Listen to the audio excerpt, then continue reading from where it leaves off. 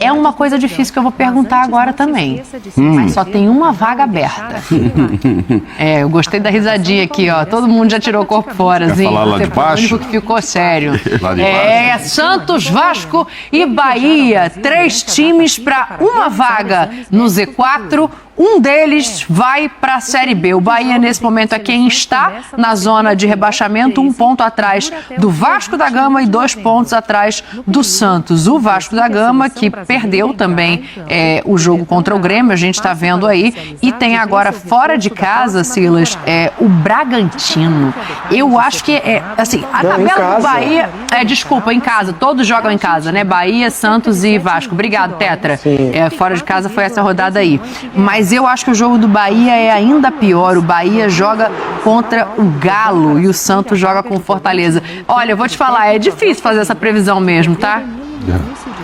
Olha, a gente olha pro Santos e o Santos tem um jogo, pra mim, que é memorável, que é o jogo que ele ganha do Flamengo no Maracanã sem o Marcos Leonardo. Vai lá e ganha do Flamengo.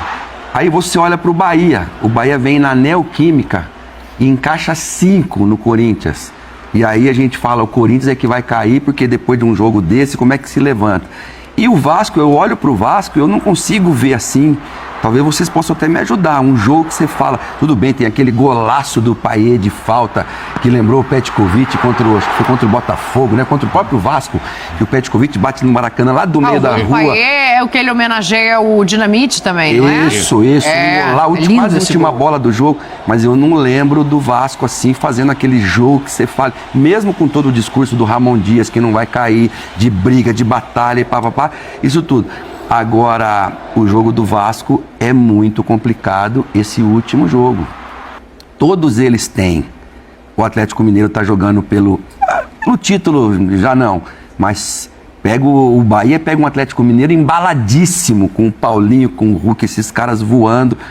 O Santos tem o Fortaleza nos seus domínios. Tem um objetivo mesmo, né? E o Santos pega o Fortaleza nos seus domínios. O Bragantino não pega mais o G4, Ciro. Mas o Bragantino, o Fortaleza também não tem. Mas o Bragantino é aquele time tipo estilo Atlético Paranaense, que é um time que joga do mesmo jeito. O que joga por algum objetivo dos 3 times, Fortaleza, Bragantino e Atlético Mineiro, que são os adversários de Santos, Vasco e Bahia, quem tem um objetivo de permanecer no G4 é o Atlético. Sim. O Bragantino, mesmo ganhando, ele não entra mais por causa de número de vitórias. Ele não entra mais no G4. Então, e também não perde o G6. Também não sai do G6. Mas um exemplo assimzinho. Vai jogar leve e solto. Então, mas um exemplo pra gente observar foi o jogo do América contra o Bahia. O América estava ganhando do Bahia de 3-1, o Bahia faz 3-2 e tal. Lá em Minas, o América já está rebaixado já. Então, assim, muita gente jogando pela dignidade, muita gente jogando por um espaço, de repente, melhor para um outro time. O ano que vem. O ano que vem. Então, assim, não é só a questão de você... baixou a guarda, já não cai mais. O que eu disse, Silas, a minha opinião, a minha opinião é o seguinte, é porque o Bahia... Ele não depende só dele. Ele tem que ganhar e torcer para o Vasco e o Santos não vencer. Desses não vencerem. Né? O empate não serve para ele, derrota nem se fala. Ele tem que ganhar o jogo. E eu acho que ele pega o time que vive o melhor momento do que o Bragantino e do que o Fortaleza. Isso sim, com certeza. O Vasco... Mesmo que ele perca o jogo, o Atlético ganhar do Bahia, o Vasco permanece. Sim.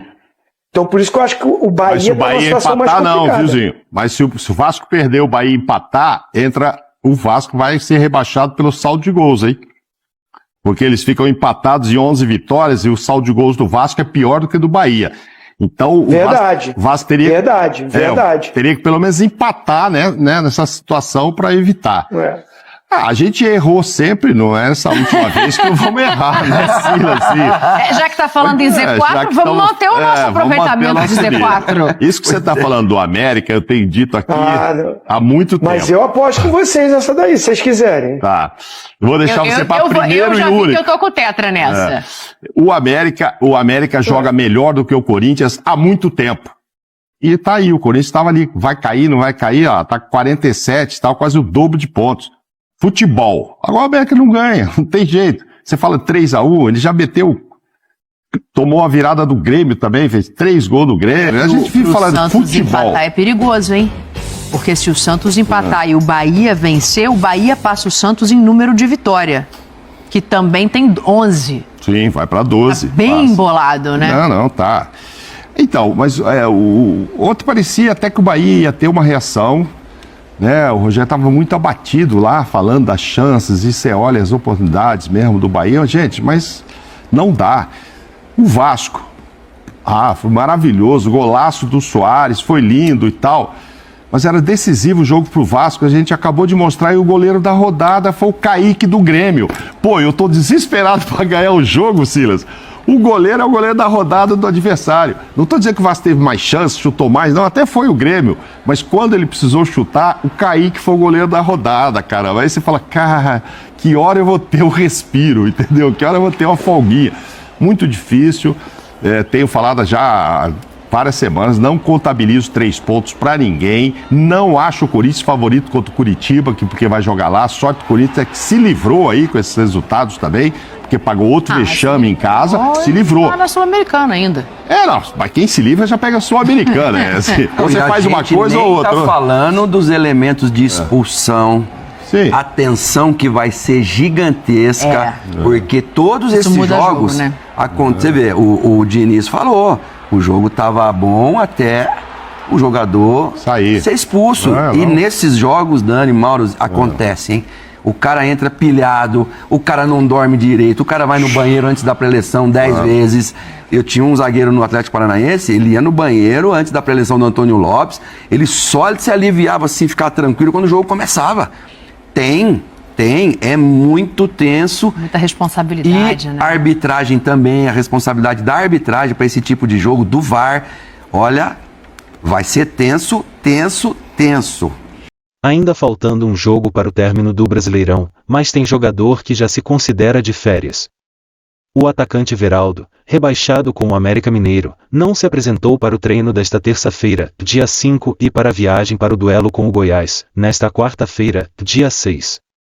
Como se não bastasse a falta, ele ainda publicou nos stories do seu Instagram uma foto com sua família dentro de um avião a caminho dos Estados Unidos, dizendo que estava saindo de férias.